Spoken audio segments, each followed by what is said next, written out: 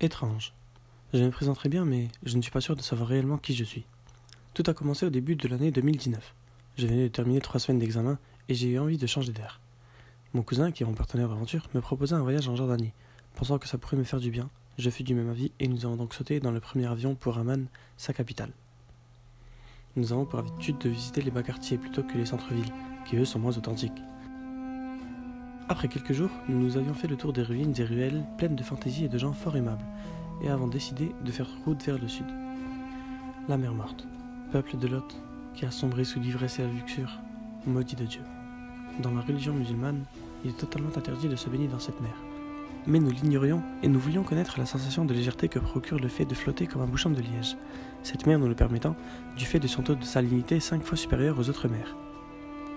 Peut-être est-ce seulement de la superstition, que le fait de le savoir me perturbait, que le fait que nous ne savions pas nous expie de tout péché. Mais une chose est sûre, quelque chose a changé ce jour-là. Après plusieurs heures de marche sur le bord de l'autoroute et sous un soleil de plomb, un brave homme nous a proposé de monter dans son minibus, nous permettant de trouver chemin vers la cité antique Petra. Je ne pourrais vous expliquer précisément mon ressenti, mais dès lors que nous avons mis les pieds dans ce qu'on appelle le cirque, ou le fossé, le chemin qui mène vers Petra, j'ai ressenti comme une présence, une sensation étrange, comme si Petra nous appelait au bout du chemin. Quelques minutes plus tard, nous avons eu la chance de contempler El Khazna, le trésor, une des 7 merveilles du monde dont on raconte qu'elle renferme encore toutes les richesses de ce peuple disparu.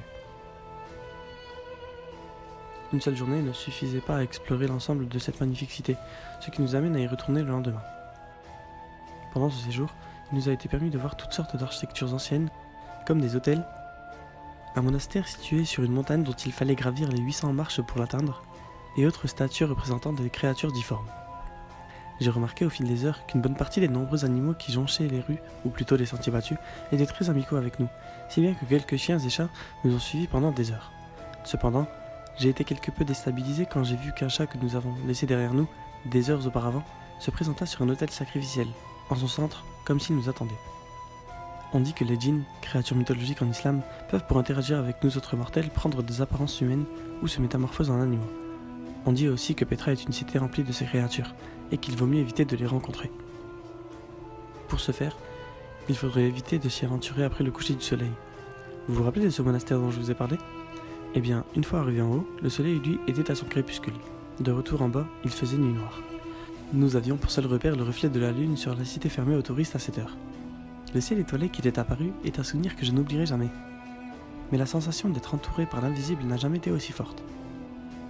Arrivé au Sikh, qui est un fossé si profond que la lumière de la lune n'a pas pu nous accompagner, nous étions plongés dans l'obscurité la plus totale.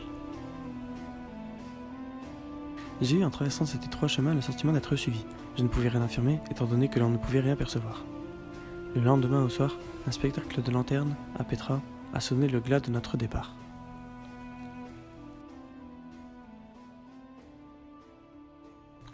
Cela fait maintenant plus d'1 an que ce voyage s'est achevé, et cette période de confinement me pousse à faire quelques introspections. Ce que je vois à travers moi ne m'est guère familier. Pourtant, tout semble normal.